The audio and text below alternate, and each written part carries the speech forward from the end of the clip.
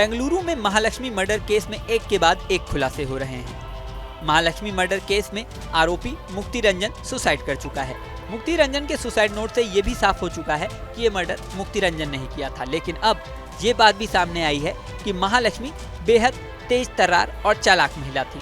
महालक्ष्मी मुक्ति रंजन को धमकियां देती थी, उसे ब्लैकमेल करती थी। महालक्ष्मी उससे एक अंगूठी और 7 लाख से ज्यादा रुपए ले चुकी थी। मुक्ति रंजन महालक्ष्मी से परेशान था और आखिर में परेशान होकर ही उसने महालक्ष्मी का मर्डर कर दिया। ये सारी बातें सामने आई हैं मुक्ति रंजन के भाई सत्यरंजन से बातचीत में। मीडिया रिपोर्ट्स के अनुसार सत्यरंजन ने बताया कि एक दिन मुक्ति रंजन ने उसे फोन किया। मुक्ति रंजन बहुत टेंशन में था। सत्यरंजन ने बताया कि जब मैंने उससे पूछा तो उसने बताया कि वो लड़की महालक्ष्मी मुझे ब्लैकमेल करती है। उसने मुझसे सोने की चेन और 7 लाख रुपए ले लिए हैं। जब पूरे परिवार को ये बात पता चली तो सभी ने मुक्ति रंजन को बहुत डांटा, कहा कि उस लड़की को ही सब दे दोगे तो हम लोग कहाँ जाएंगे। पुलिस के अनुसार मुक्ति रंजन के सुसाइड नोट में भी ये बात सामने आई है। पुलिस ने बताया कि मुक्ति रंजन ने अपने सुसाइड नोट में लिखा है कि मैं महालक्ष्मी को पसंद करता था, उसे बहुत प्यार करता था, लेकिन वो आए दिन मुझसे झगड़ा करती थी। मैंने उस पर काफी पैसा खर्च किया, लेकिन वो मुझसे ठीक से बिहेव नहीं करती थी।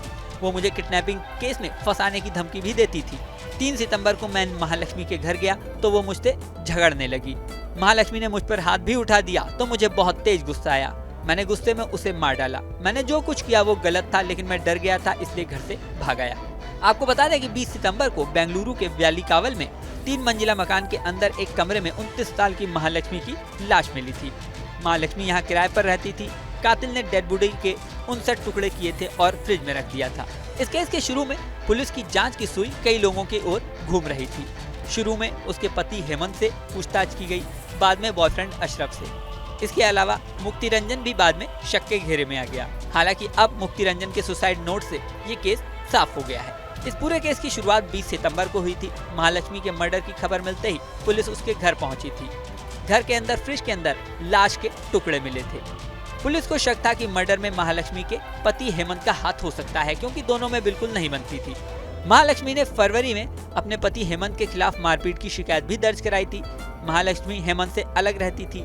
पुलिस ने हेमंत से पूछताछ की तो उसने नई कहानी बताई। उसने कहा कि महालक्ष्मी अशरफ नाम के हेयर ड्रेसर के साथ अफेयर में थी।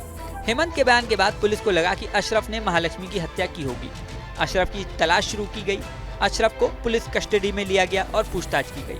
अशरफ अभी तक पुलिस की कस्टडी में ही है। पुलिस ने महालक्ष्मी के घर के पास लगे सीसीटीवी कैमरों की फुटेज चेक की तो पता चला 2 सितंबर की रात यानी कत्ल से एक रात पहले 2 लोग स्कूटी से महालक्ष्मी के घर आए थे। फुटेज में उनके चेहरे साफ नहीं दिख रहे थे।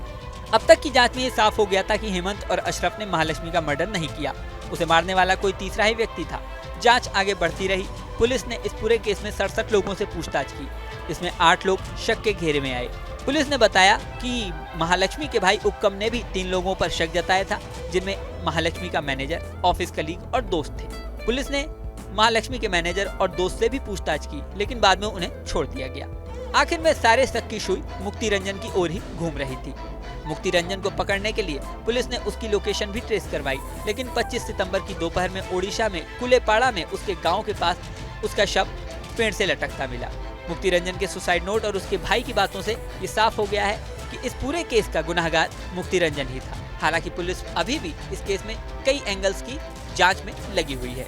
इस वीडियो में फिलहाल इतना ही। बने रहिए न्यूज नेशन के डिजिटल प्लेटफॉर्म पर। न्यूज नेशन अब व्हाट्सएप पर खबरों की ताजा अपडेट के लिए न्यूज नेशन के इस QR कोड को स्कैन करें।